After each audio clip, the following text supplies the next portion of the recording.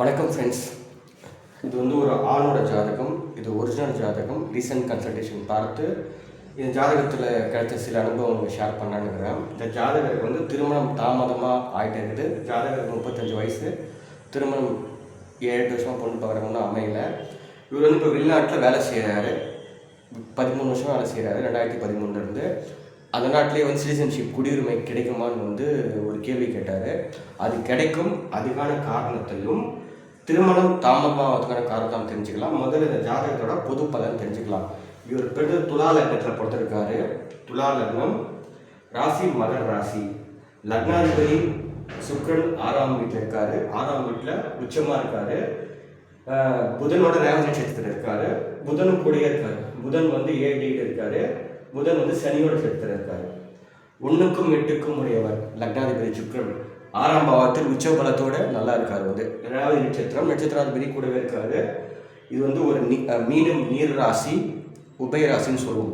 இங்கே இருக்கிற கிரகம் வந்து ரொம்ப ஒரு எமோஷ்னலாக உணர்ச்சி வசப்பட்டு உணர்வுபூர்வமாக செயல்பட தன்மையாக கிரியேட் பண்ண ஜாதகருக்கு வந்து உபயராசி இருந்தால் வந்து ஒரு நல்லதோ கெட்டதோ முழுமையாக நடக்காது. நல்ல விஷயமா இருந்தாலும் சரி, தீய விஷயமா இருந்தாலும் சரி வந்து முழு பலன்களை தர உபயராசிகள் மிதுனம், கன்னி, தனுசு, மீனம் இங்கே இருக்கிற கிரகங்கள்லாம் முழுமையான பலன்களை கொடுக்காது. 100% பலன்களை கொடுக்க முடியாது. அதாவது தசா காலத்தில் புத்தி கிடக்கு.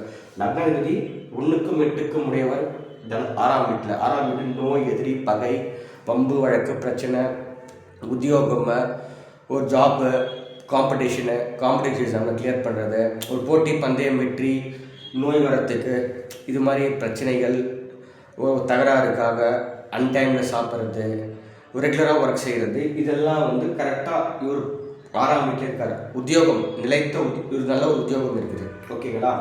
2க்கும் 7க்கும் உடையவர் செவ்வாய் 8ஆம் வீட்டில் இருக்காரு. ரிஷப ராசியில். ரிஷபம் ஒரு பூமி ராசி, ஸ்திர ராசி. 2ஆம் வீடு தனம், குடும்பம், வாக்கு, பேச்சு, லிக்விட் கேஷு, பேங்க் பேலன்ஸு, ஒரு பாண்டு, செக்யூரிட்டிஸ், இது மாதிரி கொடுக்கறது. நம்ம முகம், பேச்சு முக்கியமாக. 7ஆம் வீடு திருமணம், கணவன் மனைவி, வெளிநாடு, காமம், ஓகேங்களா, ஒரு கூட்டு பார்ட்னர்ஷிப் பிஸ்னஸ்ஸு, இது மாதிரி சமுதாயம், நம்ம ஆப்போசிட் பர்சனு, நம்ம கணவன் மனைவியோட அணிவனும். 2க்கும் 7க்கும் உடையவர் 8ஆம் வீட்டில் இருக்கார். 8ஆம் வீடுனா என்னது? அது வந்து ஒரு துர்ஸ்தானம். 6, 8, 12 தீய பாவங்கள். இது ஒரு ஆயுள் ஸ்தலமும் தான். கண்டம், விபத்து, பிரச்சனை, வில்லங்கம், அசிங்கம், அவமானம், பிறருடைய சொத்துக்களை அனுபவிப்பது, மூதாதையரோட சொத்து, அந்த உயிரில் பினாமியாக இருக்கிறது, போயிட்ட மறைமுக வழியில் பணம் சம்பாதிக்கிறது, அரசாங்கிட்ட வந்து மறைக்கிறது, ஒரு டேக்ஸு அமௌண்ட்டை மறைக்கிறது, இன்சூரன்ஸு, கிராஜுவிட்டி, பென்ஷனு, இது மாதிரி ஒரு ஜாயிண்ட் அக்கௌண்ட் சம்பாதிக்கிறது வெளியே முழுசாக சொல்ல முடியாத நிலைமையில் இந்த ஜாதகர் ஒரு பக்கம் இருக்கார். வெளிநாட்டு வேலை செஞ்சாலும். ஓகேங்களா. 3க்கும் 6க்கும் உடையவர் குரு. இந்த குரு 10ஆம் பாவத்தில் உச்சமாக இருக்கார். கேதுவோடு இருக்கார். 10ஆம் வீடு கடகமாக வருது. கடகம் ஒரு நீர் ராசி, சரராசி. கேதுவோடு நினைச்சிருக்காரு. குரு 3க்கும் 6க்கும் உடையவர். 3ஆம் வீடு இளைய சகோதரம், கம்யூனிகேஷனு, ஷார்ட் டிஸ்டன்ஸ் ட்ராவலு, முயற்சி, விடாமுயற்சி, வீரம், பராக்கிரமம், தகவல் பரிமாற்றம் இருக்குது. 6ஆம் வீடு சொல்லியாச்சு. Job, business, job. 10ஆம் வீட்டில் இருக்கார். தொழில் ஸ்தானத்துலேயும் உத்தியோகம் இருக்கார். சிங்கப்பூரில் நல்லா ஒரு 12 இயர்ஸ் தான் ஒர்க் பண்ணிட்டு இருக்காரு. ஓகேங்களா. எந்த ஒரு இதுவும் இல்லாமல். 4ஆம் அதிபதி 5ஆம் அதிபதி சனி 4ஆம் வீட்டிலேயே மகரத்திலே வந்து ஆட்சியாக இருக்காரு. மகரம் ஒரு சலராசி, கும்பம் ஒரு ஸ்திர ராசி, பூமி ராசி, காற்று ராசி. சந்திரன் 14 டிகிரி இருக்காரு. சனி 9 டிகிரியில் சூரியனோட உத்திராடம் 3ஆம் பாதத்தில் இருக்காரு. சந்திரன் திருவோணத்தில் சுயசாரத்தில் 1ஆம் பாதத்தில் இருக்காரு, 2ஆம் பாதம். ராகு வந்து அவரும் சூரியனோட உத்திராடம் 2ஆம் பாதத்தில் இருக்காரு. சனியும் சந்திரனும் க்ளோஸ் கன்ஜக்ஷன், நெருங்கி இருக்காங்க. 5 டிகிரி தான் வித்தியாசம். ராகும் சனி, இந்த ராகு சனி அதுவும் கன்ஜக்ஷன் தான். என்னன்னா சனி சந்திரன் புணர்ப்பு தோஷம்னு ஒரு தோஷத்தை சொல்லுவாங்க. 35 வயசு, 3 தடவை திருமணம் கிட்ட போய் பொண்ணு கன்ஃபார்ம் ஆச்சு, பேசியாச்சு, கை நினைச்சாச்சு, 2 தடவை ஸ்டாப் ஆகிட்டு இருக்கு போயிட்டு. சனி சந்திரன். சனி வேகமாக செல்லக்கூடிய ஒரு பிளானட். சந்திரன் தான் வேகமாக செல்லக்கூடிய ஒரு கிரகம். சனி ஸ்லோவாக இருப்பார். வந்து இந்த ஸ்லோ ஸ்பீடு, இது ஸ்பீடு, இது ஸ்லோ, இது இருட்டு, இது வெளிச்சம், 2 சேர்ந்தது. இது வந்து இந்த குரு பார்த்தீங்களா, இந்த குருவோட 5ஆம் பார்வை 2ஆம் வீட்டில், 7ஆம் பார்வை 4ஆம் வீட்டில், 9ஆம் பார்வை 6ஆம் வீட்டில் இருக்குது. குருவோட பார்வை குறைக்குன்னு நம்ம சொல்ல முடியாது. குருவோட 7ஆம் பார்வை சனி மேலே சந்திரன் மேலே இருக்குது. அதே சனி சந்திரனை 7ஆம் பார்வை குரு பார்க்குறாங்க. சந்திரனோட பார்வை குரு மேலே விடுறது தப்பு கிடையாது. குருவோட பார்வை சந்திரன் மேலே விழுத்தக்கூடாது. சனியோட 7ஆம் பார்வையில் போய் குரு மாட்டிக்கிச்சு. குருவோட 7ஆம் பார்வை சனி அந்த தோஷத்தை கட்டுப்படுத்த முடியல. சனி சந்திரன் உழைப்பால் ஜாபில் கூட தடைப்பட்டு தான் கிடச்சிக்குது. ஒரு உத்தியோகத்துக்கு போகும்போது கூட ஒரு கிட்டத்தட்ட 2 வருஷம் போராடி தான் உத்தியோகத்தை வாங்கியிருக்காரு. தொழில் ஆரம்பித்தா கூட அப்படி தான் ஒரு சுச்சுவேஷன் கொண்டு போகுது. தடைகள் ஒரு மிஸ்கம்யூனிகேஷனை கொண்டு போய்டும். ஒரு கல்யாணம் ஃபிக்ஸ் ஆகிட்டுங்க, கடைசி டைமில் என்கேஜ்மெண்ட் ஸ்டாப் ஆகுது, மேரேஜ் ஸ்டாப் ஆகுது சொல்கிறாங்க.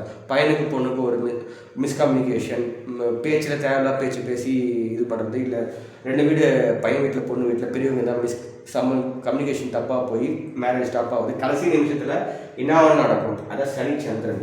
வேகமாக செல்லக்கூடிய சந்திரன், மெதுவாக செல்லக்கூடிய சனி.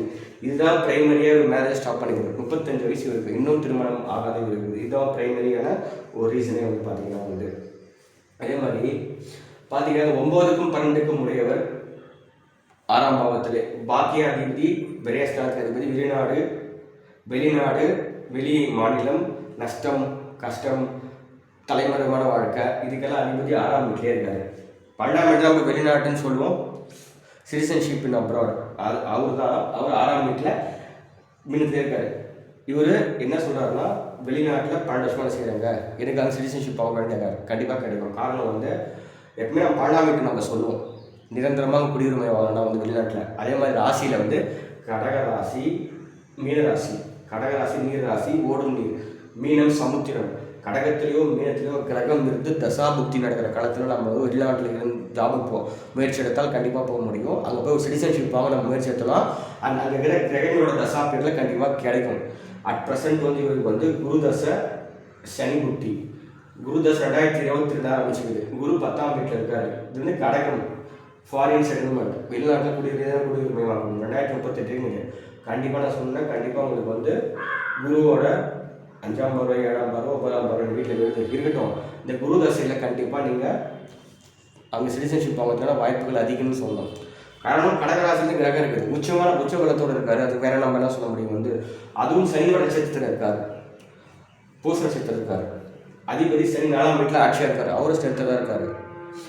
இந்த திருமணத்துக்கான தாமதம் தான் கிடைக்கிறது. நம்ம கிடைக்கிற பொண்ணு கன்ஃபார்ம் ஆகுதா, பையன் கன்ஃபார்ம் ஆகலாம். சைலண்ட்டாக ரொம்ப அதிகம் பேசிக்கிறாங்க, ஃபோனில் அதெல்லாம் பேசி பிரச்சனை மாறக்கூடாது. பெரியவங்க கரெக்டாக விசாரிச்சுட்டு அமைதியாக திருமணம் வரைக்கும். இதுதான் முக்கியமாக. 35 வயசாச்சு, 8 வருஷம் பொண்ணு பார்க்குறாங்க, இன்னும் அமையல. இதுதான் மேஜராக காரணம்னு சொல்கிறாங்களா? ரியாலிட்டிலையும் இது ஒரு முக்கியமான காரணமாக இருக்குது. கண்டிப்பாக ஃபாரினில் சிட்டிசன்ஷிப் வாங்க முடியும். குடியுரிமை. குருதசை 3க்கும் 6க்கும் உடையவர், 10ஆம் பாவத்தில், சரராசியில், நீர் ராசியில், குறிப்பாக கடகராசியில் இருக்கிற கிரகம் கண்டிப்பாக வெளிநாட்டில் குடியுரிமை வாங்கி தரும், அது நிச்சயம். இவர் வேலை செய்கிற தொழில் பார்த்தீங்கன்னா ஹோட்டல் இண்டஸ்ட்ரியில் செய்கிறார். காரணம் கடகராசி. கடகராசி தான் இந்த hotel, restaurant, food related industry, travels, ஓகேங்களா, இம்போர்ட் எக்ஸ்போர்ட்டு, இந்த மாதிரி கரெக்டாக குரு கடகத்தில் வந்தோடனே இதுக்கு முன்னாடி இந்த ஃபீல்டில் இருக்கார். குருக்கு முன்னாடி ராகு தசையில் சனராசியில் அப்பயும் அந்த இண்டஸ்ட்ரியில் தான் இருக்கார். ஏன்னா சந்திரனோட ராகு கன்ஜெக்ஷன் இருந்தால் இந்த ஃபுட் இண்டஸ்ட்ரியில் இருக்கார், ரெஸ்டாரண்ட்டில். இப்போ அதே பெரிய ஒரு நிறுவனத்தில் அங்கே ரெஸ்டாரண்ட்டாக சின்னதில்லை, நல்லா பெருசாக ஒரு ரெஸ்டாரண்ட் சொல்கிறது ஒரு ஃபுட் இண்டஸ்ட்ரின்னு சொல்லலாம். அந்த அளவுக்கு அங்கே ஒரு இடத்துல நல்ல ஒரு உத்தியோகத்தில் இருக்கார். அதனால் கண்டிப்பாக இதுக்கு கண்டிப்பாக அவங்க சிட்டிசன்ஷிப் கிடைக்கும். நடைபெற குரு தசை, சனி புக்தி, குருவும் சூரியனோட நட்சத்திரத்தில், 11ஆம் நட்சத்திரத்தில் கண்டிப்பாக திருமணமும் ஆகும். இந்த ராசிக்கு பார்த்திங்கன்னா வர குரு பயிற்சி ஜூன் 2ஆம் தேதி குரு பயிற்சி நல்லா சாதகமாக இருக்குது. கண்டிப்பாக இந்த வருஷத்துக்குள்ளே பொண்ணு அமைஞ்சு சொல்லியிருக்கேன். சிட்டிசன்ஷிப்பும் கண்டிப்பாக கிடைச்சிருன்னு ஒரு விஷயம் சொல்லியிருக்கிறேன். நண்பர்களே, இதுதான் ரொம்ப ப்ரீஃபாக எக்ஸ்பிளைன் பண்ணிக்கிறேன். ஜாதகம் கன்சல்டேஷன் வரும்போது 1/2 hour கன்சல்டேஷன் போகும். 12 பாவத்தை பற்றி நம்ம சம்மந்தப்பட்டவர்கிட்ட நம்ம தெளிவாக நம்ம விளக்கம் யாராவது கன்சல்டேஷன் பார்க்க விருப்பப்பட்டீங்கன்னா இதனோட வாட்ஸ்அப் நம்பரை மெசேஜ் பண்ணுங்கள், பார்க்கலாம். ஃபர்ஸ்ட் ஆஃப் ஆல் இந்த வீடியோ வாட்ச் பண்ணுறாங்க முதல்ல இந்த சேனல் சப்ஸ்கிரைப் பண்ணுங்கள், லைக் பண்ணுங்கள். ஃபர்ஸ்ட் ஆஃப் ஆல் முதல்ல சேனல் சப்ஸ்கிரைப் பண்ணுங்கள், ரெகுலராக வீடியோ பார்க்க ட்ரை பண்ணுங்கள். நான் வாரத்துக்கு ஒரு 3 வீடியோ போகலான்னு பிளான் பண்ணிக்கிறேன். முடிஞ்ச வரைக்கும் வாரத்துக்கு 2 வீடியோ என்னோட ரியல் டைம் எக்ஸ்பீரியன்ஸ், ஜாதகம் எப்படி வேலை செய்யுது, அதை பற்றி நம்ம ஜாதகம் எப்படி வேலை செய்யுது, அதை பற்றி எக்ஸ்பிளைன் பண்ணுறான்னு இனிமேல்ட்டு வாட்ஸ்அப் 2 ஜாதகமாவது போட்டு உங்களுக்கு எக்ஸ்பிளைன் பண்ணுறேன். கன்சல்டேஷன் தேவைப்பட்டால் இந்த வாட்ஸ்அப் நம்பருக்கு டெக்ஸ்ட் பண்ணுங்கள். நன்றி.